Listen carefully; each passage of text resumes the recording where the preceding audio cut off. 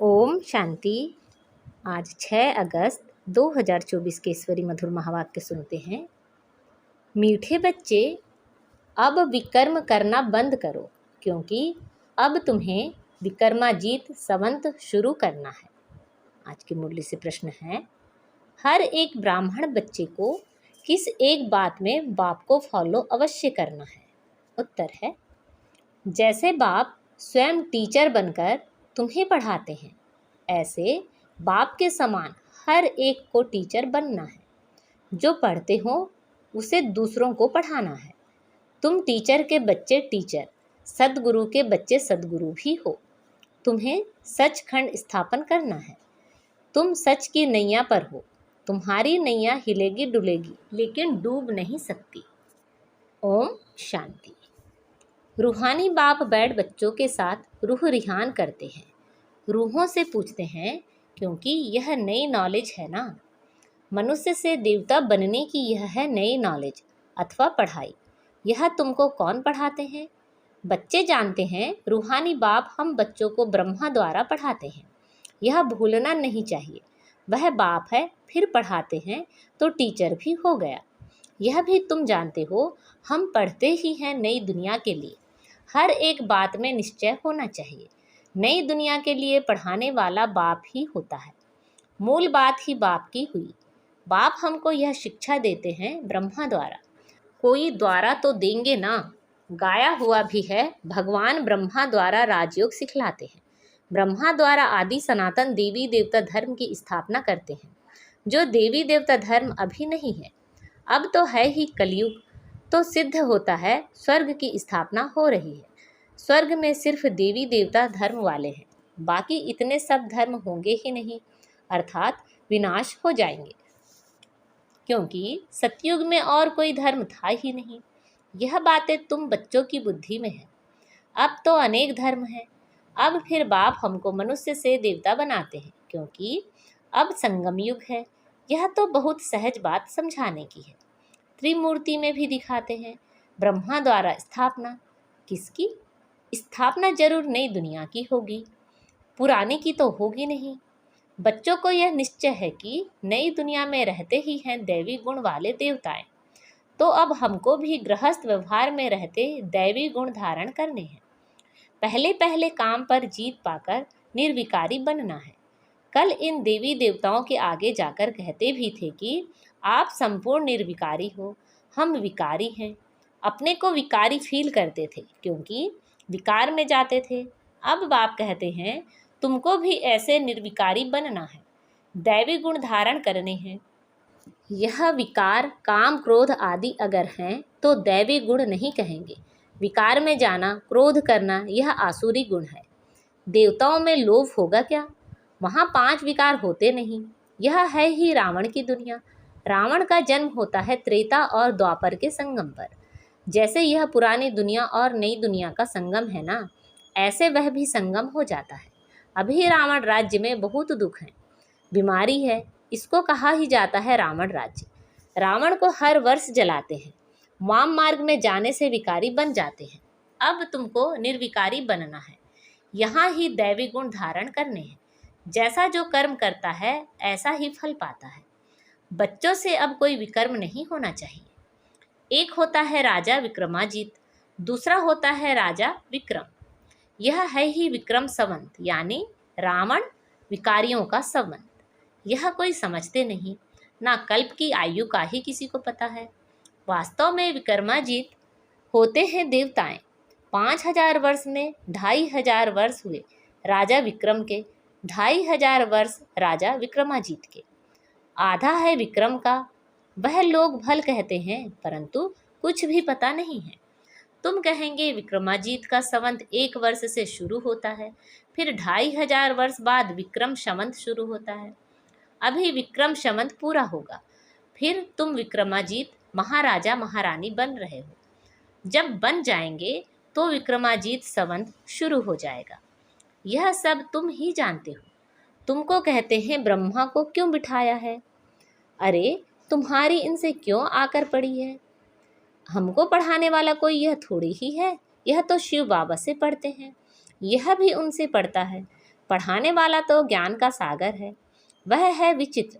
उनको चित्र अर्थात शरीर होता नहीं, उनको कहा ही जाता है निराकार।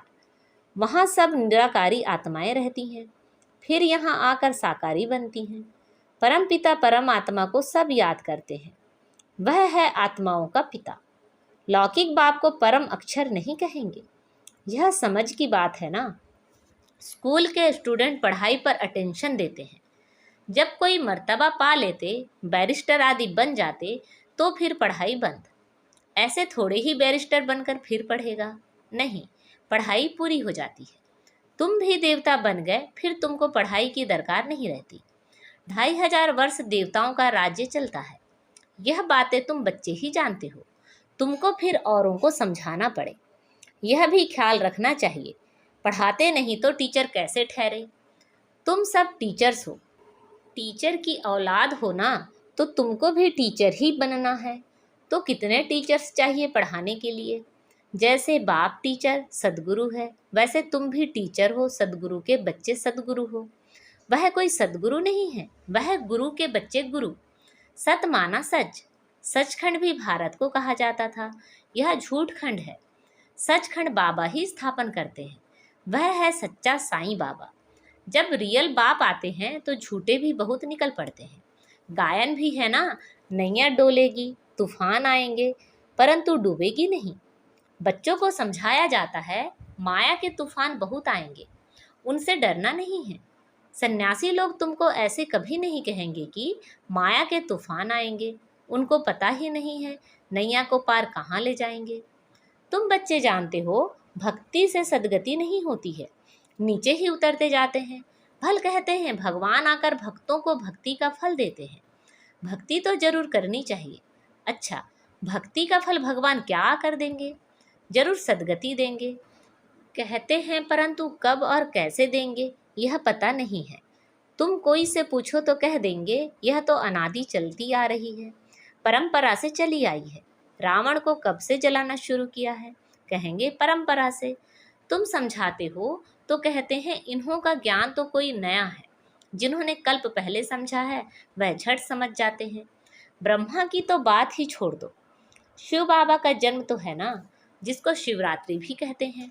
बाप समझाते हैं मेरा जन्म दिव्य और अलौकिक है, प्राकृतिक मनुष्यों सदृश्य जन्म नहीं मिलता है, क्योंकि वह सब गर्भ से जन्म लेते हैं, शरीरधारी बनते हैं। मैं तो गर्भ में प्रवेश नहीं करता हूँ। यह नॉलेज सिवाय परम पिता परमात्मा ज्ञान सागर के और कोई दे ना सके। ज्ञान सागर कोई मनुष्य को नहीं कहा जाता है, यह उपमा है ही निराकार की। निराकार बाप आत्माओं को पढ़ाते हैं, समझाते हैं। तुम बच्चे इस रावण के राज्य में पाड़ बजाते बजाते देह अभिमानी बन पड़े हो। आत्मा सब कुछ करती है, यह ज्ञान उड़ गया है। यह तो ऑर्गन्स है ना। मैं आत्मा हूँ, चाहे इनसे कर्म कराऊं चाहे ना कराऊं। निराकारी दुनिया में तो शरीर रहित बैठे रहते हैं। अभी तुम अपने घर को भी जान गए हो। वो लोग फिर घर को ईश्वर मान लेते हैं। ब्रह्म ज्ञानी तत्व ज्ञानी है ना, कहते हैं ब्रह्म में लीन हो जाएंगे। अगर कहें ब्रह्म में निवास करेंगे तो ईश्वर अलग हो जाए।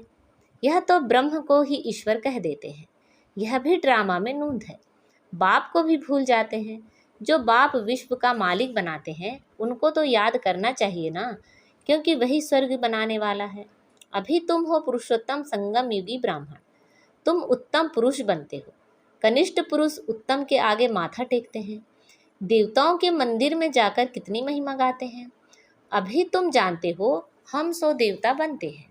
यह तो बहुत सिंपल बात है। विराट रूप के बारे में भी बतलाया है।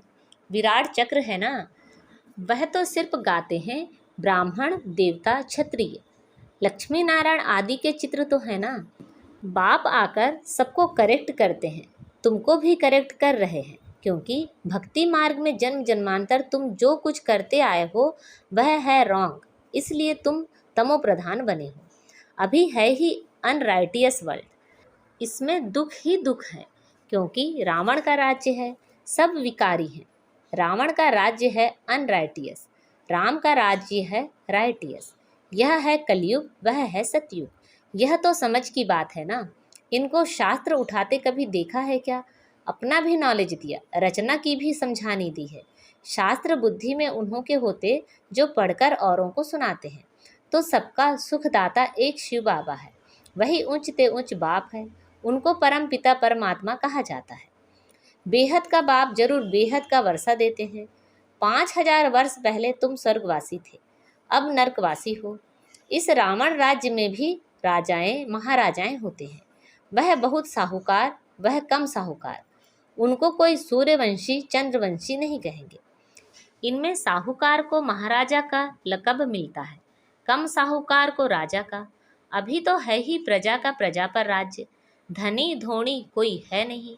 राजा को प्रजा अन्नदाता समझती है। अभी तो वह भी गए, बाकी प्रजा को देखो क्या हाल है। लड़ाई झगड़ा आदि कितना है। अभी तुम्हारी बुद्धि में आदि से अंत तक सारी नॉलेज है। रचयिता बाप अब प्रैक्टिकल में है, जिसकी फिर भक्ति मार्ग में कहानी बनेगी। अभी तुम भी प्रैक्टिकल में हो। आधा कल्प तुम राज्य करेंगे, फिर बाद में कहानी हो जाएगी।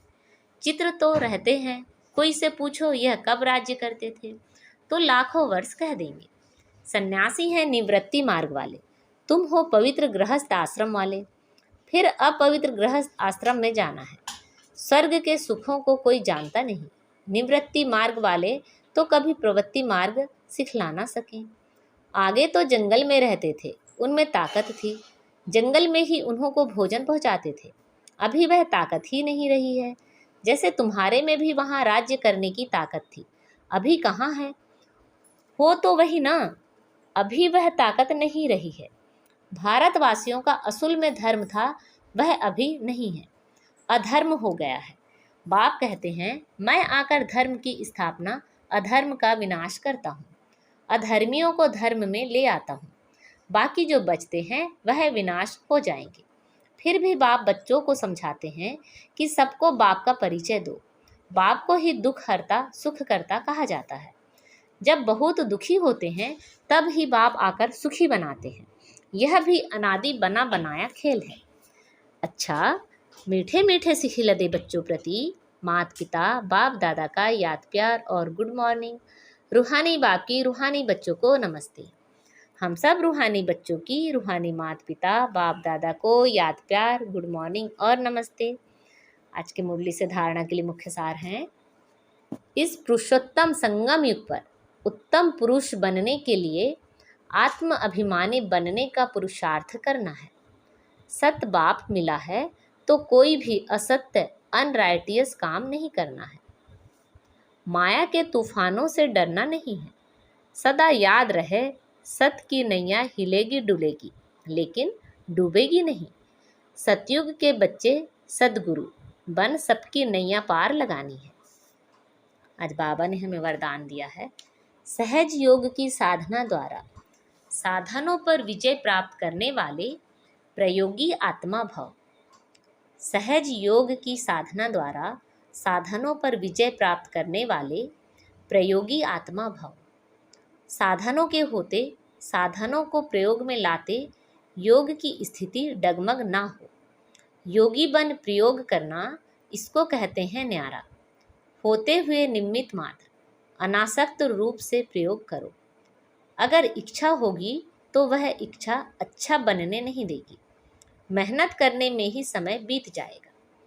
उस समय आप साधना में रहने का प्रयत्न करेंगे और साधन अपनी तरफ आकर्षित करेंगे। इसलिए प्रयोगी आत्मा बन सहज योग की साधना द्वारा साधनों के ऊपर अर्थात प्रकृति पर विजयी बनो।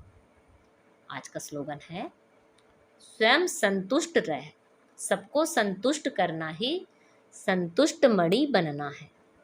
स्वयं संतुष्ट रह, सबको संतुष्ट करना ही संतुष्ट मणि बनना है। अच्छा, ओम शांति।